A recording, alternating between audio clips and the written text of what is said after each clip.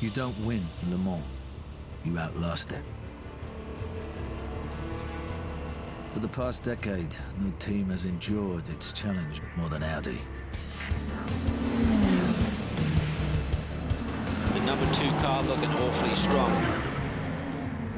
Side by side in the inside run. Oh, Christensen. He's got to come in this lap. Go. That could be the deciding moment in this motor race. Perfect. Now we are talking.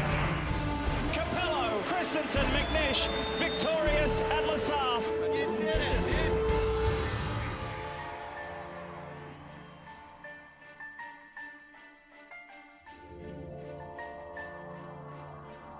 The French village of Le Mans first hosted its 24-hour endurance race in 1923. It was an audacious idea in an unlikely place. The race would be a 24-hour trial designed to push man and machine to their limit, sometimes beyond it. Le Mans is where careers are made and legends are born. Win here and become an icon. In 2011, Le Mans will test Audi like never before. Courage, not kilometers, will be a measure of their effort. A new chapter in the race's history is written. New heroes emerge, and every second counts.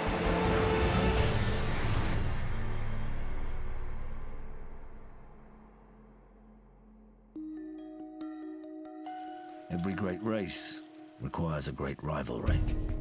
For Audi, that adversary is the French automaker, Peugeot. To race with a Peugeot it's really great because they are really fighters. You need strong competitors in the race, and if you can win against strong competitors, I think the value of our victory is much, much higher. But its roots were first laid almost 20 years ago. After back-to-back wins in 1992 and 93, Peugeot did not race a factory team at Le Mans for over a decade. At the turn of the century, Audi burst onto the scene and won 6 out of 7 races, staking their claim to the French circuit. Finally, in 2007, Peugeot defended its home track, and a rivalry was born. Audi entered 2009 confident they would win a 6th straight title. But after years of dominance, Audi was reminded that Le Mans plays no favorites.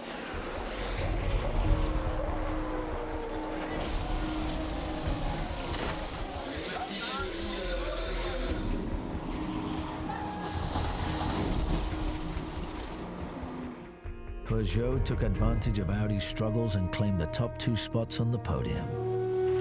Spoke to Ralph Jutner about when do you start thinking about next year. He said tomorrow. It takes 12 months of planning to win this race. Humbled and with a renewed vigor, the German Mark entered the 2010 race as the underdog. It was the first time in 7 years an Audi car would not bear the number 1 on its flank. But any thoughts of Audi's demise were premature. By race's end, one of Le Mans' great champions was back on top. The number 9 car, driven by Mike Rockenfeller, Timo Bernhard, and Romain Dumas, finished with a course record 397 laps, and Audi swept the podium. With the victory, they added another chapter to their storied legacy. Yes, there are manufacturers that achieved more victories in Le Mans, but none did it in such a compressed period of time. The intensity of wins from Audi in these years is on a level that nobody else ever achieved. And we always tried to continue to improve, and we always found a way to improve. In 2011, improvement came in the form of a new car, the Audi R18 TDI. Regulation changes by the ACO made downsizing their engine necessary. We had to cut down from a 5.5 litre V10 to a 3.7 V6. Uli Beretsky, our engine guru, he came up with the best overall concept, not just for the engine, but for the whole car.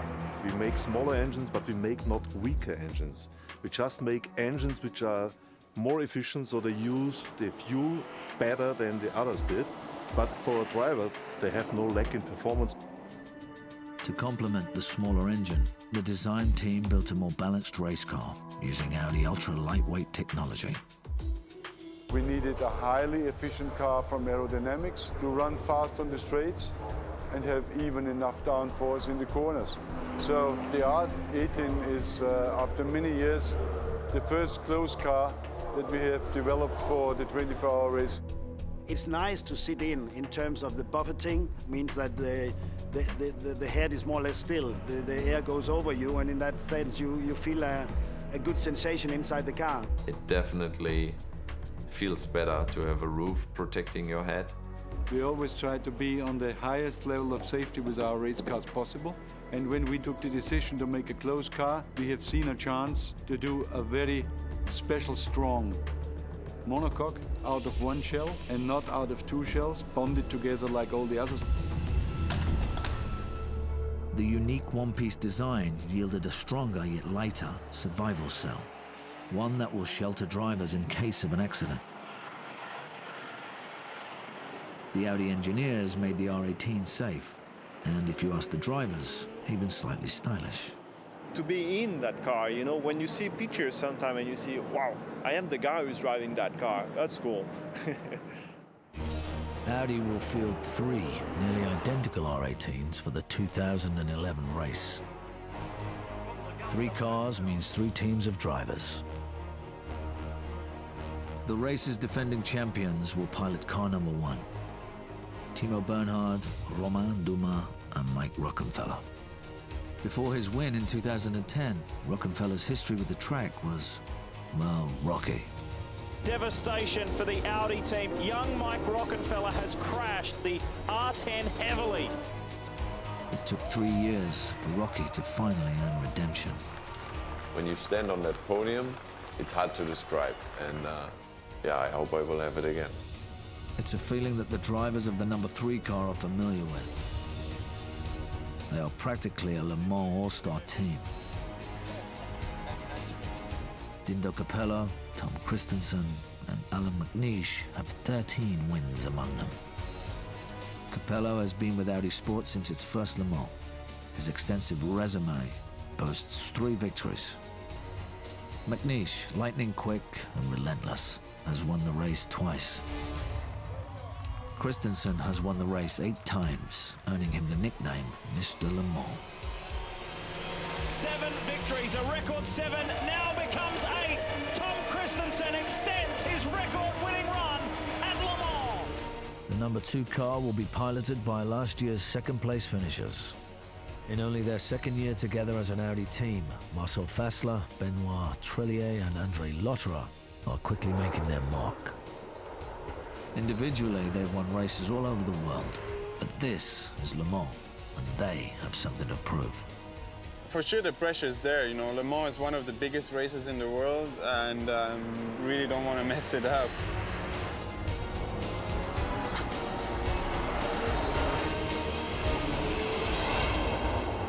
The drivers aren't the only ones in the crucible. An army of engineers and mechanics must be perfect in its own right. In addition to the drivers, of course, look at the team behind each car. With the 3 car, with McNish, Dindo and Tom, you've got Howden. He has got all of the experience. And, of course, he's won the race before. The 2 other lead engineers, they are not as experienced in terms of leading a team. I started with Audi in 2007 as an assistant engineer to Howden Haynes. Prior to meeting H, I'd never done anything at this level. I'd done analysis before, but on nothing like this kind of car. I've treated Lena like an apprentice, you could say. You know, you want to bring people in, I would say bring young people in, but she's actually older than me, but, you know, you bring someone up from the beginning and sort of turn them into a race engineer that we feel we need, you know. We felt that she was ready to take on that role of lead engineer of her own car. The decision to elevate Lina was ultimately made by Dr. Wolfgang Ulrich, the head of Audi Sport. Over the last 12 years, Dr. Ulrich has built a Le Mans dynasty. From the outside, he appears a stern figure, but his icy glare hides a deep passion for his racing team. The general impression that people get is of a very cold, regimented individual. He likes things to be precise. He's motivated to win without question. But on the other side of it is the sort of very much a human side of it. And he's very close with his drivers. He puts the arm round the shoulder when need be and gives the kick up the backside when need be as well. We are a team that sticks very close together. Each one supports the others. And this is something that was building up through the years. I was pushing always very hard that we live motorsport like a family. And I think that's one of the small things that make it different to the most of the other teams. I think when you're putting a team together, whether it be a soccer team, racing team, the key is the word team. It's got to fit together. The people have got to fit together. And in an event like Le Mans, you've got 3 drivers in one car. There is a knack there that Dr. Ulrich has. He can see something in the personalities of people more than necessarily the driving characteristics that he thinks, Alan will fit really well with Tom, but those two probably need a dindo just to balance it all out. And now, over the 3 cars, we've got probably the strongest driving combinations we've ever had. And the 3 cars work together, not just individually, but they actually work together for the greater good. But we do know that only one car can win, and we always want to be that one car to win. For any of Audi's 3 cars to win at Le Mans, they will have to best an equal number of Peugeots.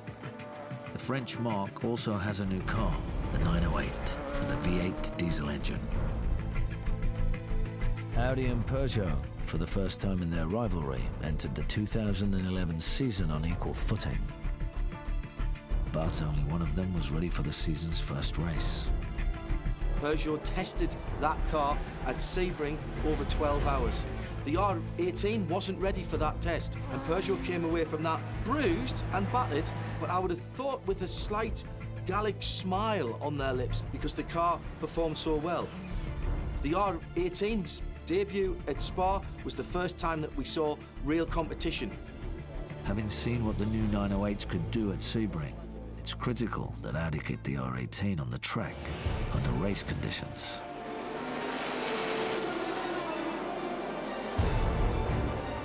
Early in the race, though, Alan McNish's eagerness costs him. With McNish, he's gone round. Oh, he's gone round already. Cold tyres, cold brakes, and now he's going to have to sit there and wait for the whole of the field to shoot past. The problems multiplied, and the R18's maiden voyage was a disappointing one for the Audi team.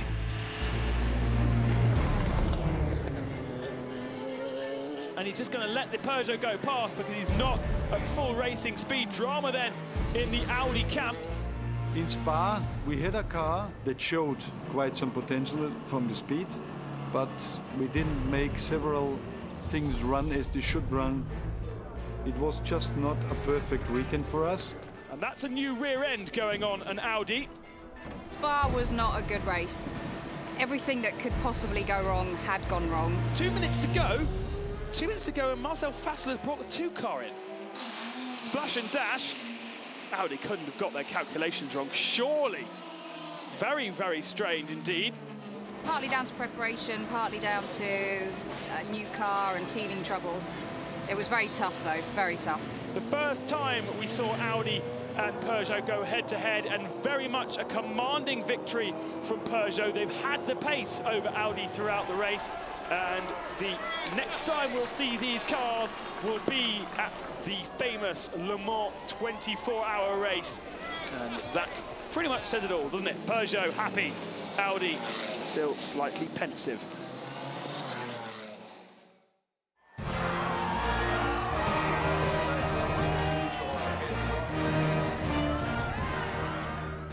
Le Mans isn't just a race, it's a celebration of the sport. And at the Parade of Champions, the drivers are the featured guests.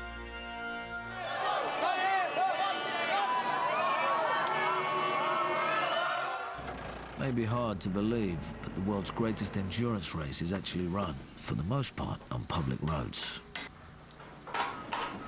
It's officially called the Circuit de la Sarthe. At 8.5 miles long, there's plenty of everything, including speed. Top speeds down the Mulsanne Straight are well over 200 miles an hour. Contrast that with the 50-mile-an-hour speed through the trickier curves. When you go in the S Porsche, it's just crazy how quick it is. And the feeling you have in the car with the G's we take in the corners is just amazing. If you take a roller coaster, you know, when you just finish the roller coaster and then you say, okay, I want to do one more time. And here it's during 24 hours. The race at Spa is cause for concern. The car showed promise, but promise alone won't win at Le Mans. And a battle with Peugeot looms. In a racing environment, you really don't know how you match up to your competition until, let's say, the first qualifying session. That is where it kind of, the truth comes home, you know? The truth is, the R18s were specifically engineered to endure 24 hours on this track. In the past, Audi hasn't been able to match Peugeot's outright speed during qualifying. It's an advantage they can't afford to concede. This year, more than ever, every second will be crucial. But misfortune strikes early when Romain Dumas comes upon an Aston Martin that has spun out at Arnage corner.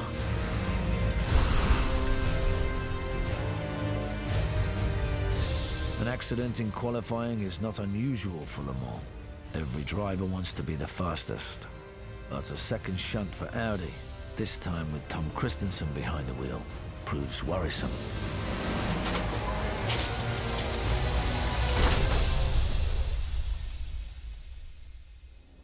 Mixed with the disappointment of damaging two cars is the success of the number 2 car.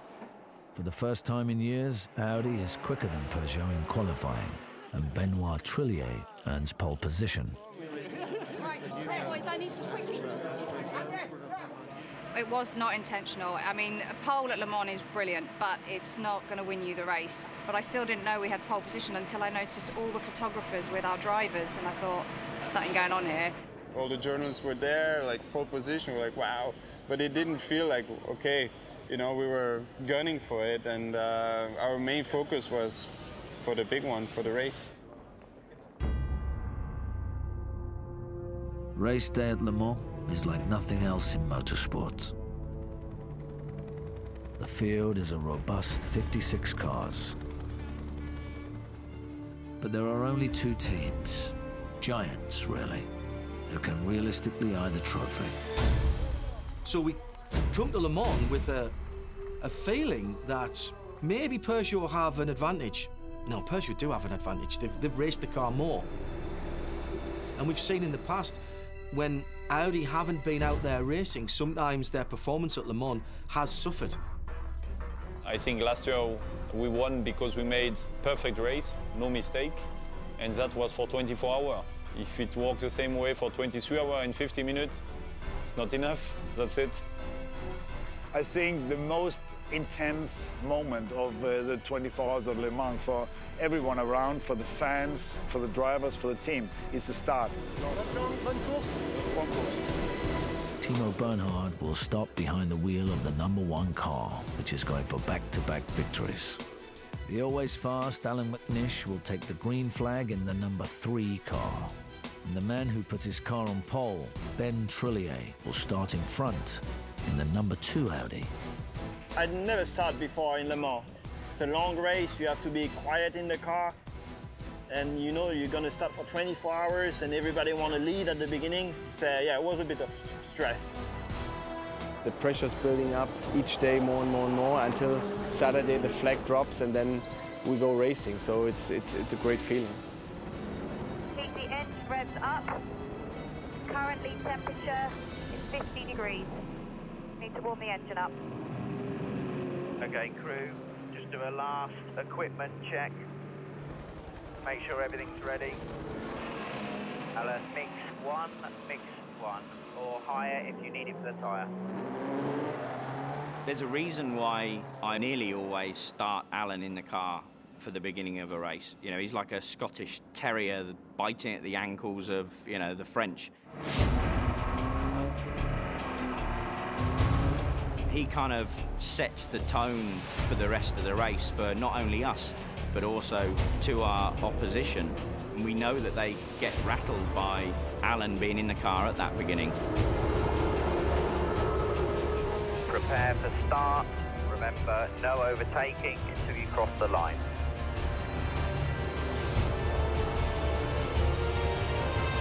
I really don't know if Peugeot don't like it, whether I start or not. If they don't like it, it's their problem. This is a great formation start. Big blast of Peugeot diesel smoke from row number 3, and McNish gets a great start.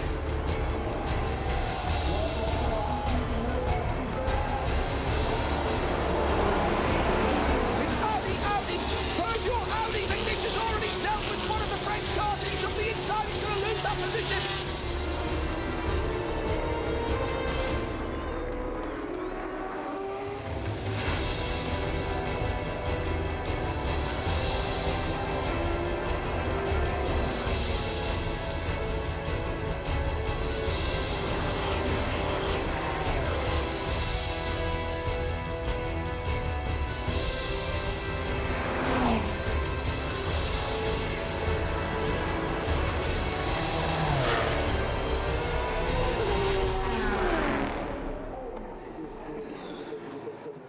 As you can see, there are cars already being lapped. This is only now the 5th lap of the race, and you've got this absolutely superb battle between Montagny and Alan McNish. They go past the Ferris wheel, they come into the 4th chicane, up over the timing line. Alan McNish looks quicker as he comes out of the chicane, but he's blocked by Montagny as they come across the line. But McNish tries to squeeze up on the inside. Fantastic stuff, this. And I'm not sure that the clerk of the course might not want to have a word with Montagny about that. That's quite an ambitious block there.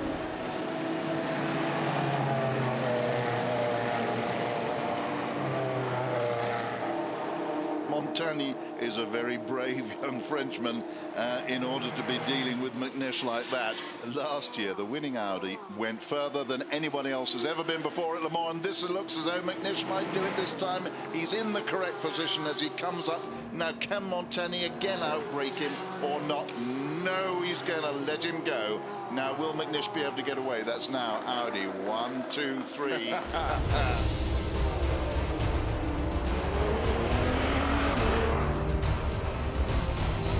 It's a brilliant start for Bernhard and Trullier. They are running 1-2 with the Scott McNish closing fast. Bloodlines are showing. Audi and Peugeot are the class of the field. This is a 24-hour sprint. These are new cars. We haven't seen them here before. This shows a massive degree of confidence from both of these teams, because they really can't afford to have any slip-ups, and they're driving so aggressively, all of them. So much for an endurance race. Neither the Audis nor the Peugeots are pacing themselves. New designs or no, they're flying through traffic, looking for an edge.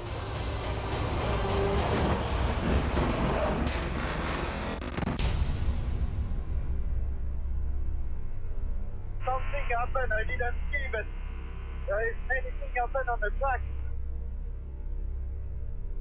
I think there is one of our cars will crash.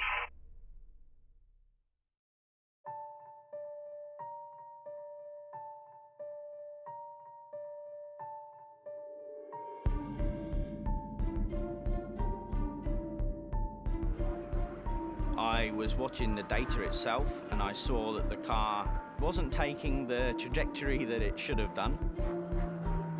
And I looked up at that point in time and saw the crash actually happening. I think at that point it was doing its rollover over the tyre wall.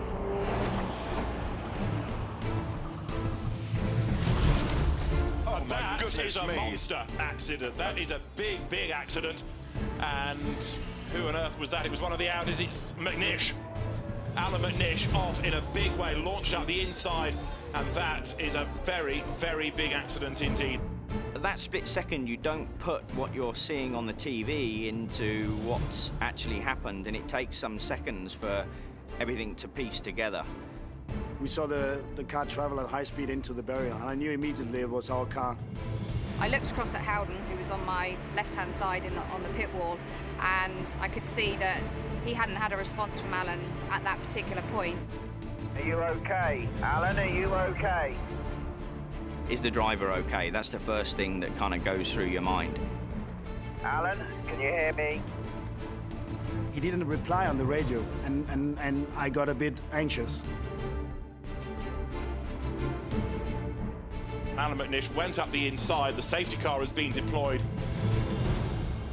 At that sort of speed and at that sort of corner, that is a very big accident indeed. And for what seemed like an eternity, there was no movement.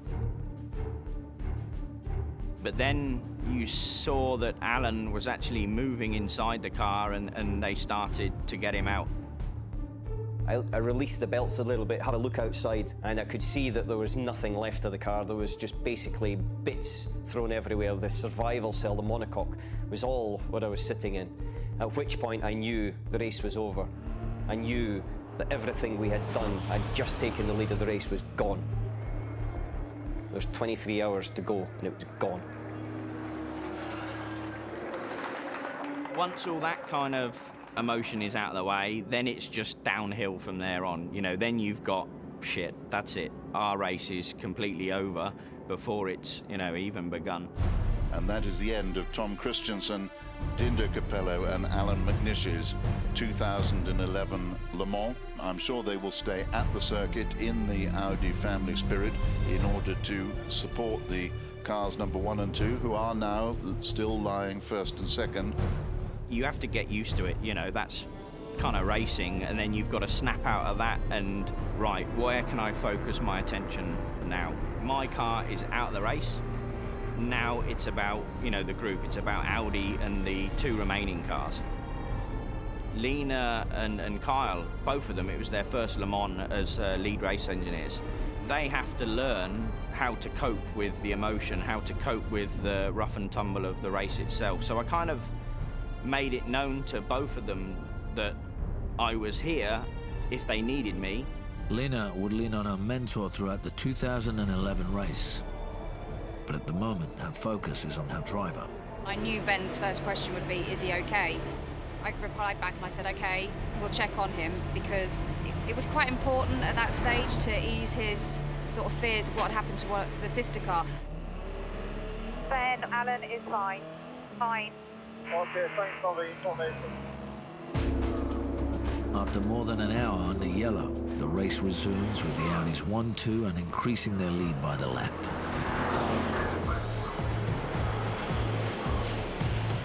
But the race won't be won solely on the track. Pit stops will be a pivotal component of the 2011 24 Hours of Le Mans.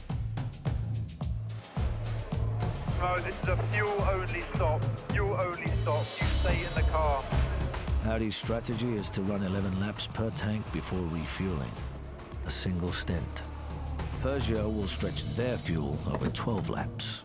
By race's end, this could save the Peugeots at least 3 pit stops and upwards of 2 minutes. Audi will counter the Lions' more conservative strategy by driving the R18s all out, in hopes that their outright speed will overcome the extra time spent in the box. Timo, the plan is for you to do 4 stints. 4 stints. We tried to minimize the time in the pits. We did this with doing 4 stints on one tire. Peugeot, on the other hand, will only do 3 stints before changing drivers and tires.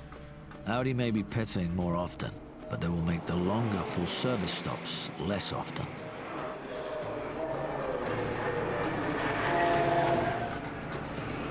Whether Audi's strategy is better than their rivals remains to be seen. At the moment, however, a more pressing question has arisen. What's happening with the Audis? Timor went across the line 4 seconds ahead, and there's Ben Trelliway just dragged past him. So has Timor had a little incident there, or has he got a problem? Because he's lost 4 seconds. The car's pulling a little bit to the left. Kyle, the nose has popped out on the left-hand side. There's a report of some damage at the front of the Audi, but he's being caught hand over fist. He's about to lose second place as well, so there's something not right, clearly, for the number 1 Audi here.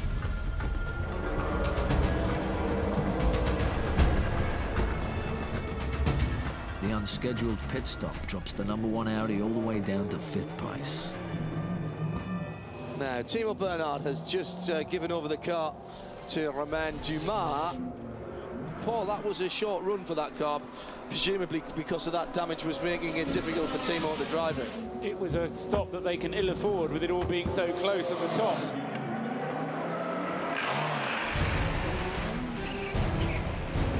With the car sorted out, Romain Dumas goes on a 2-hour binge of speed.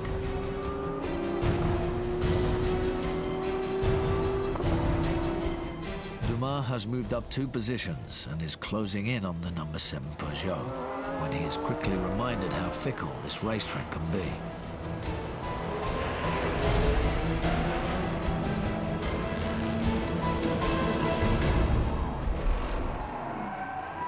Oh, and the number 1 car is off the circuit. Contact. He has gone around. Dr. Wolfgang Ulrich resolutely kind of shakes his head. Doesn't look like there's any damage. No contact. I've had a not quite so happy feeling about that car. A crash in qualifying, contact with a back marker, and now a spin. Another victory might not be in the cards for the defending champs. As the sun begins its descent towards the horizon, André Lotterer is attacking the circuit without pause.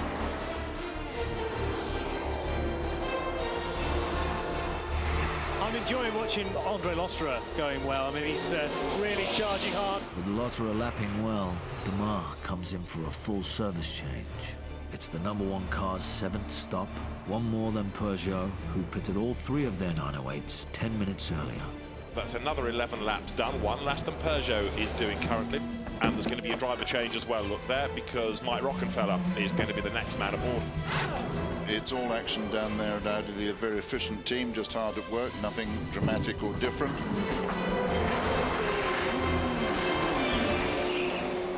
Equipped with fresh tyres, Mike Rockenfeller focuses on tracking down the race leader.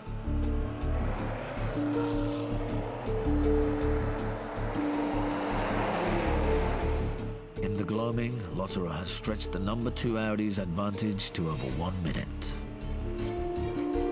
How is the pace? Andre, pace is very good. Pace, very good. You've got Lotterer lapping in the 333s, Mike Rockenfeller's Audi in the 332s, but find a Peugeot and it's doing well to be 334 or 335, so they're losing round about 2 or 3 seconds a lap to cars they're chasing anyway. With 2 Peugeots in his rear view, Rocky has the number 1 Audi in position to overtake the number 7 Peugeot for 2nd place.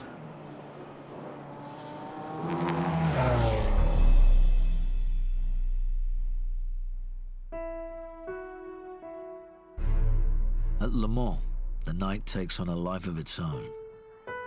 Many of the race's deciding moments have played out under the cover of darkness. It's really a strange feeling driving at night at Le Mans. It's really dark. You have these long straights where you think at that time you are alone on the track. It's just you, the car, the lap time, and that little bit of vision, and you're really in a different world somehow, because you don't see anything else. And in the day you see the crowds and everything, and there you're just in that little world. I really love to drive at night. Once you get in, you know, you are alone in the car, you do your 3-4 hours, you are so awake, you have so much adrenaline. It's such a great feeling just to go that fast at night. And that's something which is special in Le Mans. You know, you work 1 year to prepare the car, to get everything ready, and then you are in the car alone. You have to do your job. It's my responsibility in that moment, and all the people rely on me. You have it in your hands. it's unbelievable, the pressure you have. And if you make a mistake, you know, I mean, we are all human beings. It can happen in Le Mans. But the influence in Le Mans is much bigger. Small details can go wrong, and the race is over. Mike Rockenfeller looks every bit the champion. He's found rhythm, and with it, pace. Lap times are falling. I quickly adapted myself to the conditions, to the car. You know, we were fighting back, was able to catch up. Now, what's also just happened at the head of the field is something that we haven't had since the second hour of the race. And that is an Audi 1-2, because Mike Rockenfeller has got himself past the troubled Peugeot Marc Genet. How big is the gap to the leader? The leader, 65 seconds. 65. Copy. And then I was on this straight after Mulsanne corner. I'm going to Indianapolis. I flashed a few times the headlights. I thought, okay, he saw me.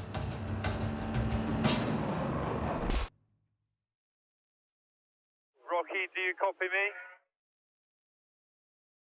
Rocky, do you copy? We tried to get in contact via radio with Rocky immediately, but there was no reply. And if there is no reply, normally this is not a good sign. In the darkness hours, we get pictures of what looks like a model kit spread across the track. We can't identify the car. There's not enough left of it.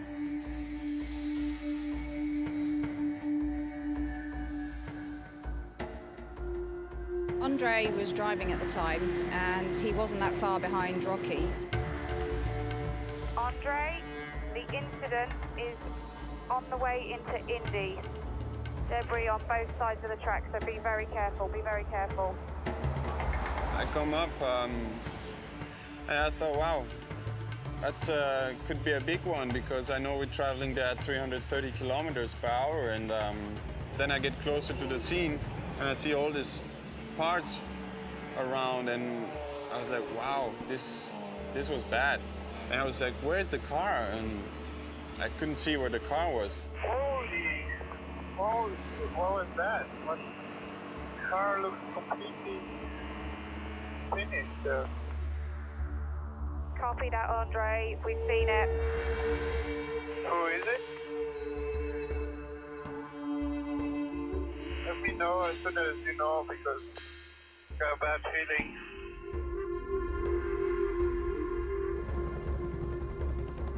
Andre, it's Rocky.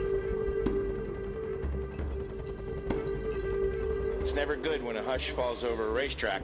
And again, for the second time today, unfortunately, we have a hush. There are stunned faces in the Audi pit. This is a massive, massive accident. You can't even really tell that that used to be a race car.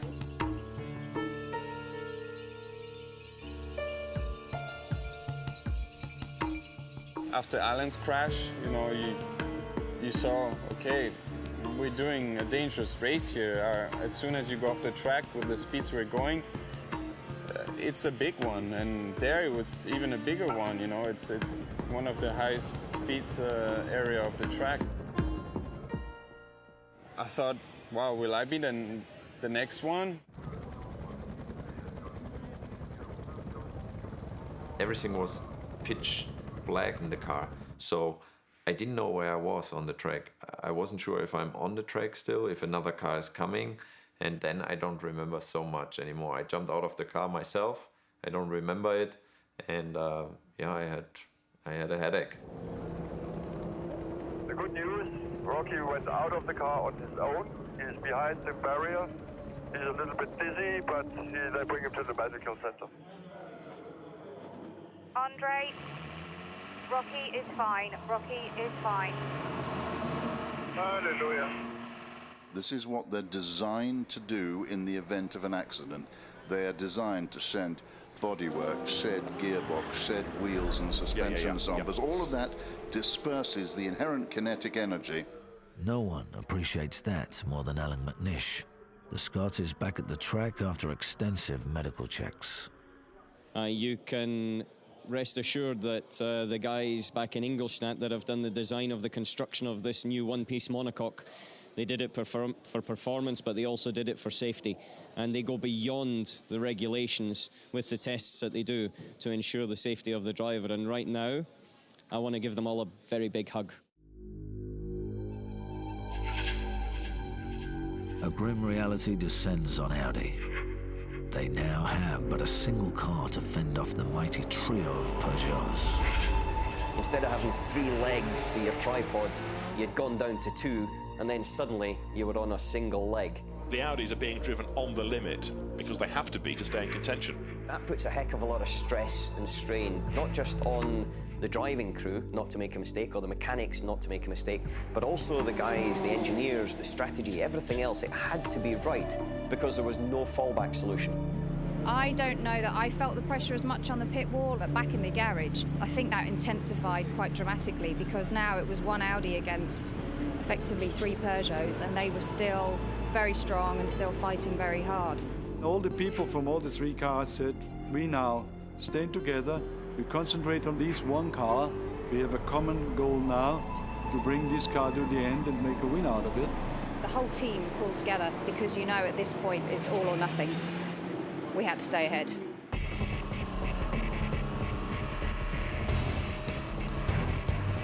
Okay, Ben, to confirm, the safety car is in this lap. No passing anyone until you cross start finish. Copy that.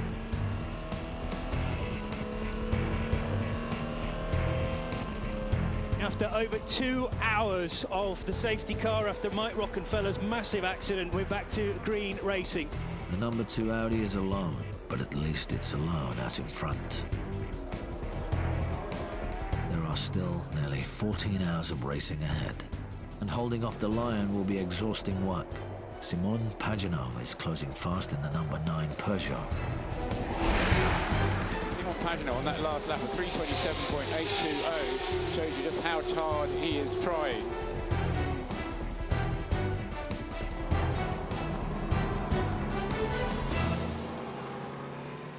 The number 2 car needs to pit. It's Audi's 15th stop of the race against only 13 for the Peugeots. And this stop will be full service. Tires, driver, and fuel. It'll take about 100 seconds. If it doesn't go perfectly, Audi will lose the lead. Box this lap, full service. Crew, he is 1 minute to the box. Coming into the pit lane.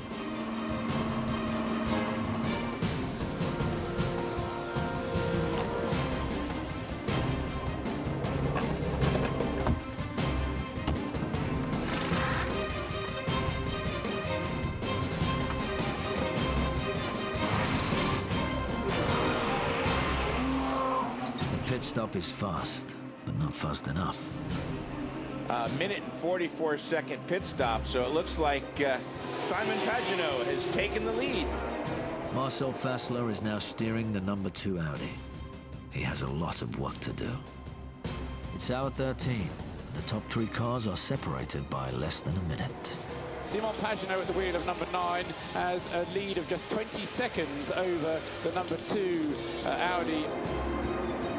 For the lone remaining Audi, conquering the French giant won't be easy. In fact, the effort will be superhuman. Good thing Red Sonja is around. Red Sonja is our little girl, racing girl. To give a name to your racing car, it's helped you to be kind with her. Lean, powerful, sexy. The number 2 Audi came by the name Red Sonja naturally. She's this comic girl, like comic fighter girl. They showed me a picture, I was like, wow. The team mechanics might have coined her moniker, but it's her drivers that have gained Red Sonja's devotion. She always give you more and more. You ask for more, she gives you more. You know, we make jokes about it, but it's not like a woman. I think it's a pretty... You can compare it, yeah, but at the end of the day, it's a piece of carbon with a big engine in there. Marcel Fassler. He's margin behind Simon Pagenaud now, 9.917 seconds. So it'll be interesting to see if Fassler can close, because that'd be huge if he could put the pressure on Pagenaud. He needs to do that to send a message to everybody that he can run them down. Easier said than done. Making up time in the darkness is a daunting mission. Looks like Pagenaud has pulled out another 4 seconds on Fassler. That's not good news for Audi. It was not the easiest stint for Marcel, because it was not easy to get the grip. You had to push really hard on the tires, but you didn't have that much grip because it was a little bit too cold. It was a bit edgy, a bit tricky to drive. You try to go as fast as possible, but you have to take a little bit more care about the limit. As daybreak approaches, Fassler's task is simple. Keep the number 2 Audi within striking distance of the leader.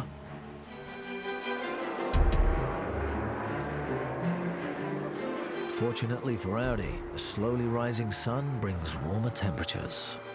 Fassler's grip is improving, but with the dawn comes a new challenge. We had a few issues with visibility, just because of sunrise and also because of the amount of dead flies on the windscreen. How is it, Marcel? She lose too much time. I can't see nothing. I can't see nothing. Under 10 hours remain, and it's time for the race leader to pit, leaving the number 2 Audi alone with the number 7 Peugeot. Anthony Davidson has Marcel Fassler in his sights. Blind and under attack, Fassler displays the fight of a champion. Leaders going through, separated by less than a second now. Absolutely unbelievable. The Peugeot behind is the position. Yeah.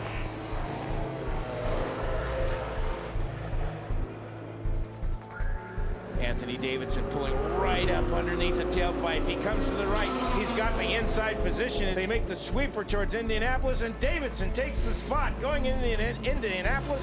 What an outstanding. And now Fassler tries him back. Fassler comes through Indianapolis, pulls alongside, and Davidson slams the door as they head down into Arnage. He has got his hands full of Marcel Fassler. You can't slip a piece of paper between these two guys at this point. This is absolutely fantastic.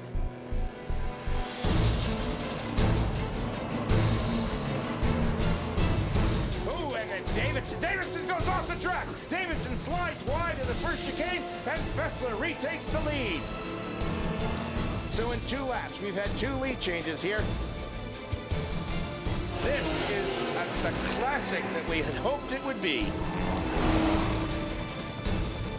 Fassler's unheralded tenure in the number 2 car finally comes to an end as he safely guides Red Sonja back to the pits.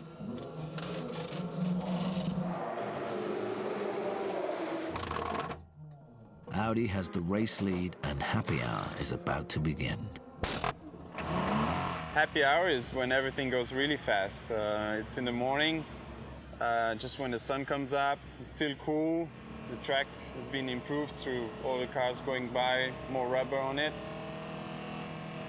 That's when you can do just the fastest laps. So you don't get so much traffic, good condition for engine, good condition for tires. The happy hour is the best moment to do the quickest lap on the track. Andre Lotterer is flat out. He's just set the fastest lap of the race. Ka-ching! Yes, indeed. We've got another new fastest lap. Happy hour, of course, is fast for everyone, but fastest of all is Andre Lotterer.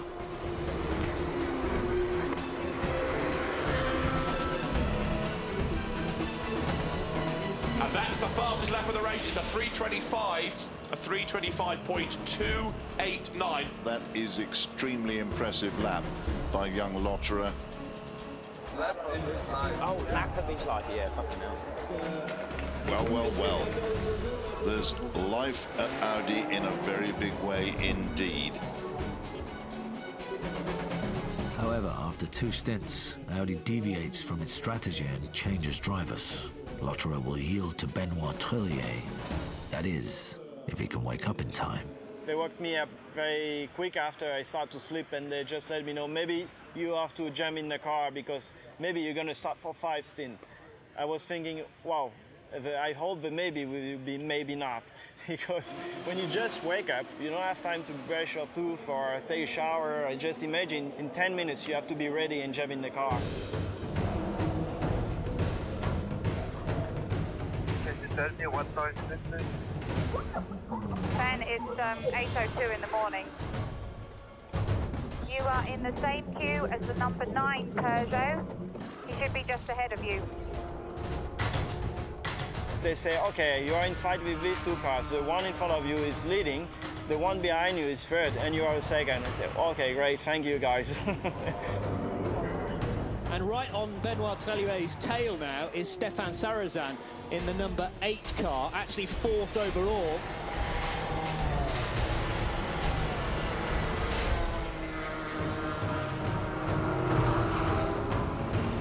When he overtook me, I was thinking, okay, you really have to wake up as quick as possible and do your job. Then the number 8 car was not the position. He was a lap down. One advantage of Peugeot's 3-car attack is now apparent.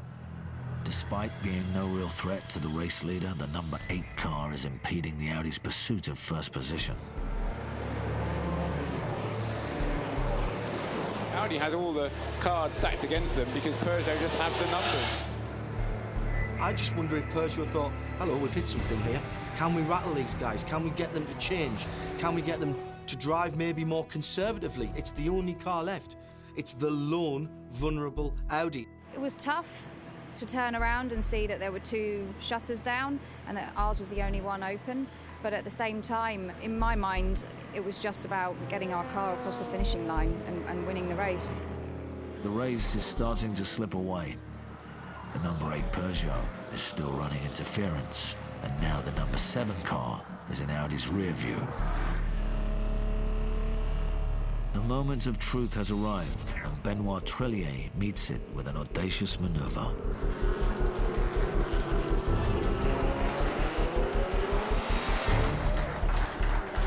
This was awesome. To pull this in such a race, that was one of the best racing moves I ever seen. I mean, this was, wow. I knew that was risky, but it's just a part of the job.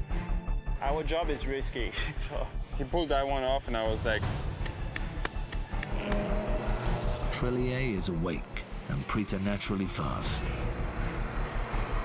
He's stalking the race leader, and within 2 laps, he's got the number 9 Peugeot in his sights. Did I try to overtake or not? Yes, attack.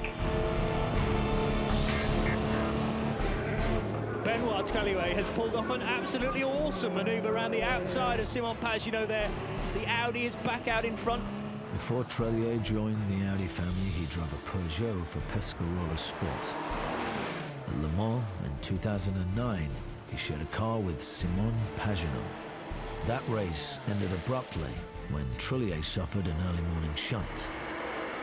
2 years later, the Frenchman is engaged in an epic battle with his former teammate.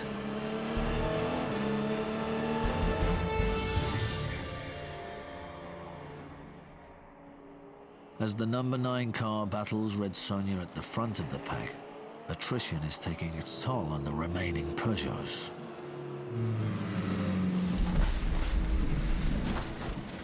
And there has been a big incident for the number 7 car. Ben, car 7 has gone off at Indy. Copy that. Ben, car 7 is moving slowly in front of you. Lots of debris, lots of debris. Copy that. Peugeot's numbers advantage is literally disintegrating. Well, it was a 6-horse race at the beginning, and then it went down to 4. All of a sudden, it's going to be a dogfight, isn't it? Treluet is flying around the circuit and stretches his once small lead to almost 1 minute. He's driving flat out, which has been the strategy from the start. But it's a strategy that comes with a price. More pit stops than Peugeot. Something will need to be done to reclaim those lost seconds. We had to maximise our time on the track. It became apparent very quickly that we actually could do more stints on the tyre. and that actually that would save us time. Audi decides to run a rare fifth stint on the same set of tyres. This will allow them to do one less full service stop over the race's final 5 hours, saving them about 40 seconds. Make no mistake, it's a risky strategy. Everyone going into Le Mans know you want to stretch the tires for as many fuel tanks as possible. There is a high risk because when the tire, let's say, go over the edge or when it drops, you can lose a lot of time if you have to come in too early. Not changing tires means not changing drivers. Trillier and one other driver will have to stay in the car for almost 4 hours each. A very tall order. The number 2 car is on pit road. It looks like he's going to stay in it. This car has been absolutely had its neck wrung out there, but it's only taking on fuel. He's not going to take tyres. And he's out. That's a quintuple, or whatever the 5 times 5 quintuple. They must be very confident about tyre wear. I think the tyre strategy was a massive turning point. It was awesome. It was awesome. Nobody had done it throughout the race. Nobody would do it throughout the rest of the race. It clearly really rattled the guys at the other end of the pit lane. Instead of emerging from his pit stop over 30 seconds behind the number 9 Peugeot in second position, Trillier is in his rearview mirrors. If all goes according to plan, the race leader will have to make a pit stop of his own soon, allowing the number 2 Audi to take the lead, assuming its tyres cooperate. Oh, my heavens. Trillier's tyres are getting very tired. Very tired indeed, as he got very squirrely coming back on the racetrack. That was a moment. The number 9 car comes in for fuel and Trillier slides into first position. Despite having done 2 less pit stops, Peugeot is still behind. So far, Audi's fuel strategy is proving superior. While Trillier stretches his lead on the track, Andre Lotterer prepares for Audi's final driver change. The smooth German will take the number 2 car home.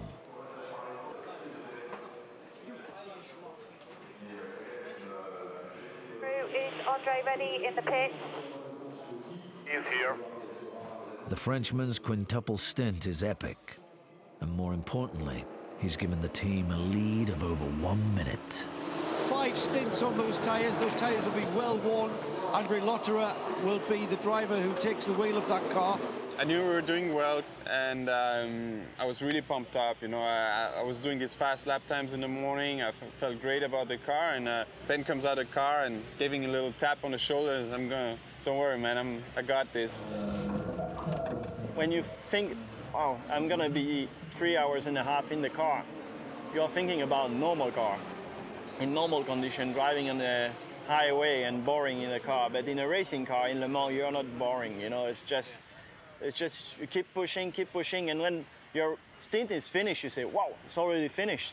Just woke up, jump in the car, and being a sandwich in between the Peugeots fighting like that was the hardest wake-up call I've never got. But the car is good, really. Andre Lotterer doesn't need a wake-up call. He's fast from the word go.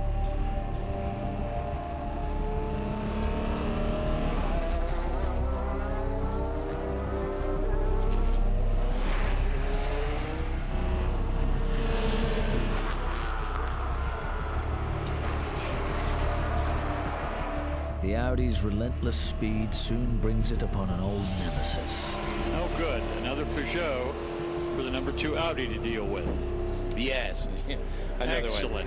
It's the number 8 Peugeot, the car Trillier tamed by passing it on the tarmac 3 hours earlier. Oh, and he gets cut off by the number 8 Peugeot. Lotterer was pretty much alongside as they went into the underneath the Dunlap bridge, and just absolutely got his nose chopped off by Frank Montagny, and then Montagny a little swerve as they were going through those Forest S's to try and keep Lotterer behind him. When a car is many laps down and not battling for the lead, or not even battling to stay on the lead lap, I think that was overly boisterous. Lauderer pulls around on the outside. He's not going to be able to do it here. Andre, that Peugeot is 2 laps down. He is 2 laps down. He falls in behind Montigny as they go into the second chicane, right up on underneath him again as Montigny slowed down in the middle of the corner. Just absolutely, this is unconscionable. There was a lot of what can only be described as car banter between them. This is being a little cheeky here at this point, Chuck. Cheeky? Cheeky? That's dangerous. Any other race, I would have probably just gone crazy over the radio, but I didn't say anything, and I just was waiting for my best opportunity to pass. Dives down the inside and takes over the spot and puts Montigny a lap down. In Mulsanne, in the last moment, I just dive in and took a big risk, and you feel it's not necessary to take those big risks with a lapped car, but you know, at the same time, clock was ticking and had to do it. Wolfgang Ulrich gives it the yeah. Emotion from Dr. Ulrich, we don't often see really graphic illustrations of it. Just that little... And you could see how everybody in the pit fed off that. Andre Lauderer with 3 hours and 6 minutes remaining. Gets by one obstacle and now must go in search of the next. No need to search. Trouble comes to the race leader from the skies. Oh, well, it looks like it might be raining a bit harder out on the far side of the circuit. With under 3 hours to go, an inconsequential drizzle becomes a menacing rain. This is the rain that we have been expecting, and it has arrived. Once again, Peugeot benefits from having 3 cars still in the race. When one car is really leading and the 2 others are just behind, they are not fighting for the win, you can send one other car and look how is the intermediate tires. Then, in that situation, you can help the leading car. Sure enough, Peugeot uses its number 8 car as a guinea pig by shoeing it with grooved intermediate tires. Spots of red on the track now, and Peugeot are rolling the dice, putting a set of inters. The track surface is actually just beginning to show signs of dampness, and what that is effectively doing is cooling the slick tyres. Yeah. So you're effectively running on cold tyres. To put on wet tires or not, that's Audi's dilemma. But it's one they've faced before.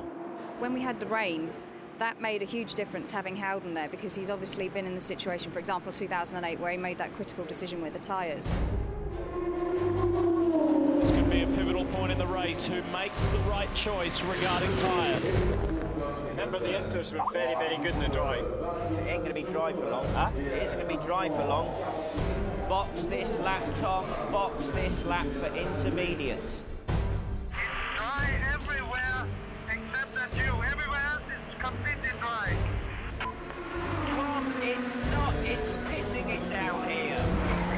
That could be the deciding moment in this motor race. Either way. These tires are perfect. Half the track is wet. Thank you very much. Now we are talking. 3 years later, it's Lena's car and Lena's call.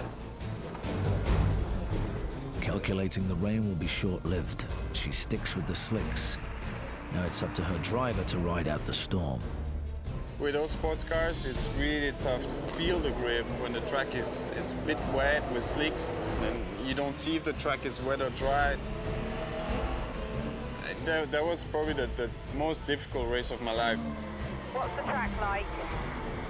Very tricky, very tricky. The number 2 Audi's once comfortable lead is beginning to erode. Simone Pagenaud is now less than 30 seconds behind, and his sister car, the number 7 Peugeot, is about to unlap itself. This is a critical moment in the race. Lotterer must remain cautious. Under these wet conditions, discretion is the better part of valor. Teams work for years to design a car that can handle the grueling toll 24 hours of racing can take. No matter how much they prepare, the race can still end in an instant. Just one little silly moment, and all 22 hours can be blown. Lotterer's prudence eventually pays off. The rain relents and the German gets his edge back. It started to dry again, and I knew that when it was dry, we were a bit faster, so I was just pushing every lap as much as possible. Andre, stay on full throttle. Stay on full throttle. Furiously working to stay ahead of the number 9 Peugeot, the race-leading Audi comes upon Pagenaud's slower teammate. Andre Lotterer has his windscreen full of the back of Peugeot number 7. And Martinet pulls in and it hits him! Martinet's just hit the leader! He just turned in and we went boom, we hit big. And I was like, no.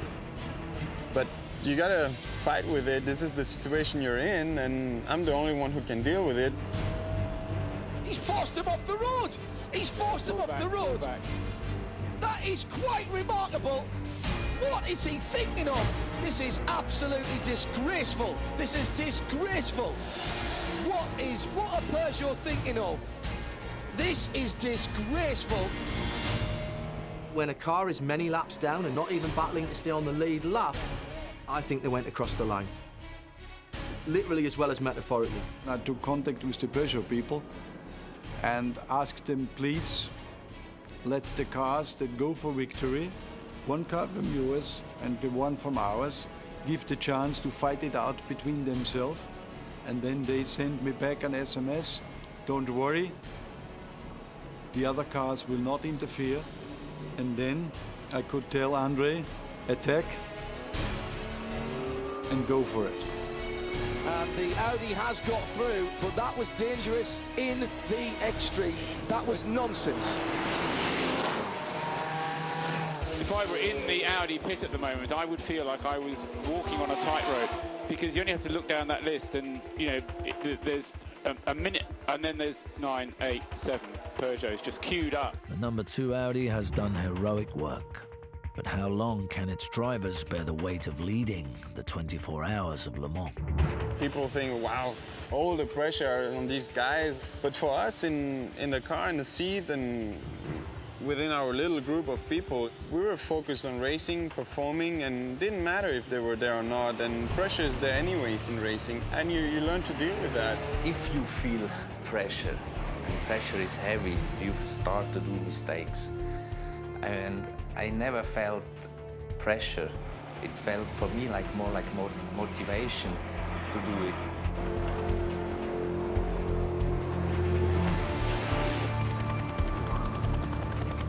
At that point in time, it was started to become a little bit more realistic, and the chance of a win was creeping up. But what was really creeping through my mind was how small our gap was, and at one stage it was getting smaller, and it was quite a worry. She was shitting her pants about 2.5 hours before the end of the race.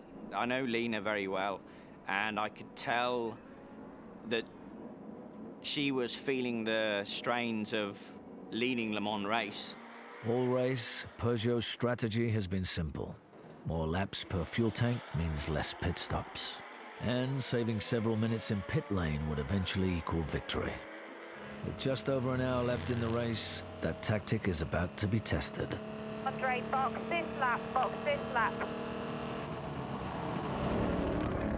Holding a 1-minute lead, Audi is about to do its penultimate pit stop. The number 9 Peugeot, having just pitted about 15 minutes ago, should only have to come in once more for enough fuel to finish the race. This is the moment when both teams' race strategies will come to a head. If Audi can get in and out of the box before Peugeot passes them, their strategy will have proven best, and they'll be one step closer to winning.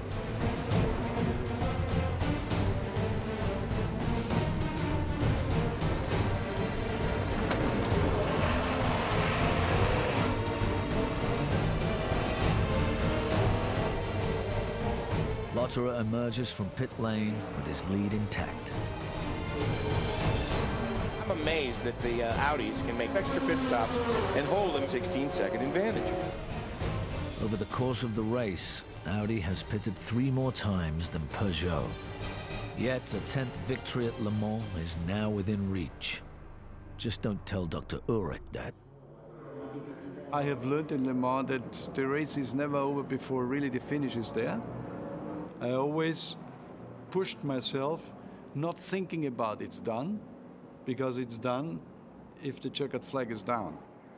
Lina, it's tire alarm, Copy that. I'll let him know. Almost immediately we noticed the tyre pressures and we kept an eye on it, but we were developing a slow puncture. We were monitoring it. We hadn't said anything to him, but he actually came over the radio and said, "Is everything okay?" My left rear was dropping. I went on the radio. I have a slow puncture on the left. And I confirmed to him, "We've got a slow puncture, but we've got to stay out. If we don't and we have to do an extra pit stop, we will have lost this." So, Andre, when you get on the straight, we want to analyse the data to see if we need to make a change. The data confirms Lina's fears. The race leader must box to address the puncture.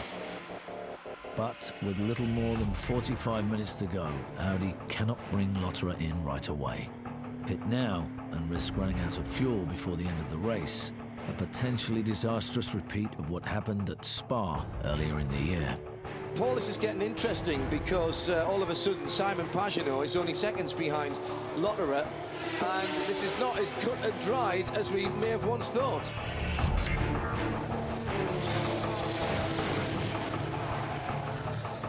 Lotterer guides the number 2 Audi through nearly 5 laps on a slowly deflating tyre.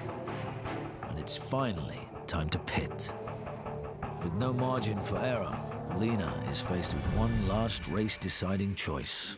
on the pit wall, I had Howden next to me, and the conversation that we had was whether we changed one tyre or all 4. It's not an easy call. Victory hangs in the balance. In the end, Mr. Le Mans himself is asked to weigh in. And I was called down to hear what I would like to have done in this situation. And yeah, for me, I said all 4 for sure. You need your weapons sharp. This was a very important moment. And then at the end, we decided it's the better way to change all 4 tires. That's when the call was made. We change all 4, give Andre the best chance. Andre, box this lap. Okay. It's all teamwork, and in the end, the right decision was taken. Lotterer by 24 seconds, and 1 splash for the Audi driver. Well, and Pagenaud to come in as well. 38 minutes remain. The number 2 Audi and the number 9 Peugeot will both pit. The Audi will get new rubber on all 4 wheels. The Peugeot will take on only fuel. It's a calculated risk. Old rubber will compromise the Peugeot's handling, but the faster stop may allow them to take over the race lead. Here comes the leader of the race for its final stop. Should be a short fill so they can get to the end. It is the final scheduled stop for this car. They aren't doing a tyre stop. They're cutting down an extra risk. They're changing tyres, so they're going to have a fresh set of boots. They haven't got time to do that because Pagenaud's come in at the same time. And Pagenaud is about to roll out. And so he's fired up, he's rolling, it's going to be a battle on the grid, and he's got away ahead. The distance is about 6-7 seconds. That was a very, very clever risk, that one. So 35 minutes left to go, Johnny, and they left the pits 7.8 seconds between them. There's a steely determination in the eyes of Dr. Wolfgang Ulrich. With his weapons now razor sharp, Lotterer attacks the circuit. Setting a blistering pace, Pagenaud struggles to match. Strategy means nothing now. The balance of this race will be decided by pure speed. Andre Lotterer, 347 laps completed, 12.3 seconds ahead of the rest of the field, led by Simon Pagenaud. This is honest to goodness drama, excitement all the way to the end, with Andre Lotterer still only leading by 13 seconds. I know, and anything can happen. I'm really nervous. It's horrible. I don't want to be here, to be honest. With under 10 minutes remaining in the race, one mistake, no matter how minute, could end any chance for victory. The pressure is stifling. Lotterer handles it by calmly extending his lead. The gap has gone out to 17.7 seconds. It hasn't gone up through one big jump. It's just been tickle, tickle, tickle. Every lap, a little bit quicker, a little bit quicker. Who's writing the script for this? Will you tell them to turn the drama level down to maybe 11 or 12 out of 10? Andre, stay cool. It's one more lap. One more lap. And we still hold our breath on the final lap, which will be a full-speed final lap. There's about 7.5 miles still to run.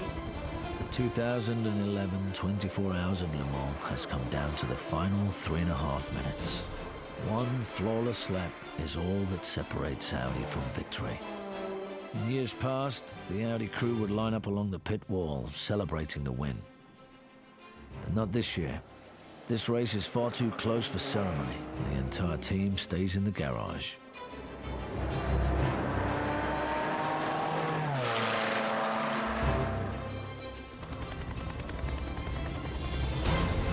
"24 hours are in the books.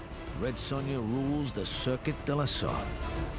There's 4 Peugeots behind, but there's 4 rings on the top of the podium at Le Mans 2011.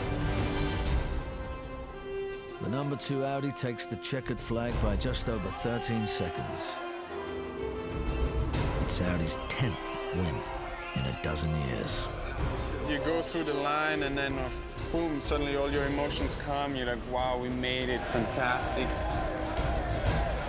When you watch the images after, you just have to cry a little bit because it's just so much, so intense.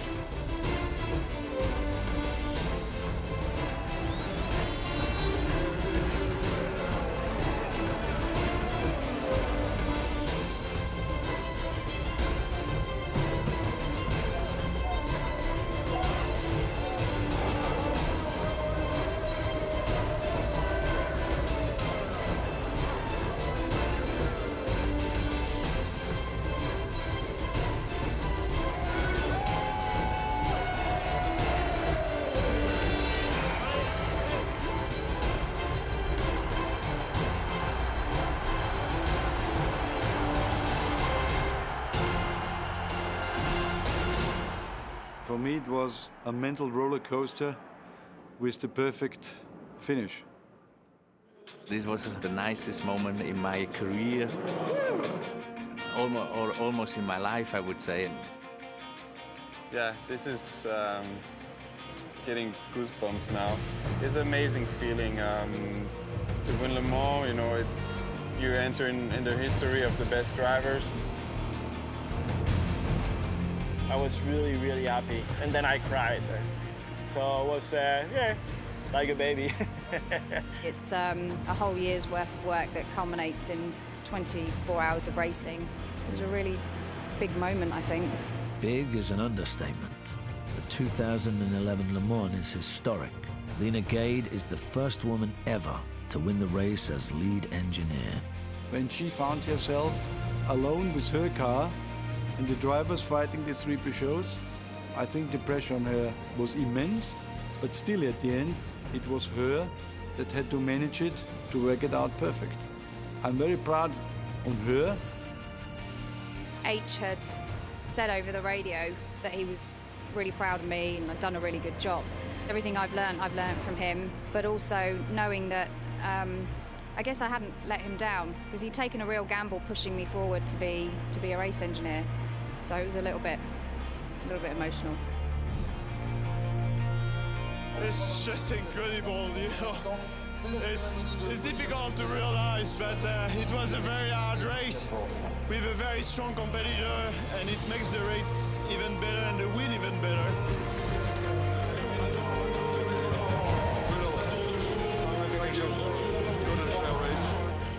In only their second year together as an Audi team, Ben Trellier, Andre Lotterer, and Marcel Fassler have made their mark. They are now and forever champions. 13.854 seconds. Not a lot of time, but time enough to stand atop the racing world, to savor a hard-fought victory, and to never forget that at Le Mans, every second counts.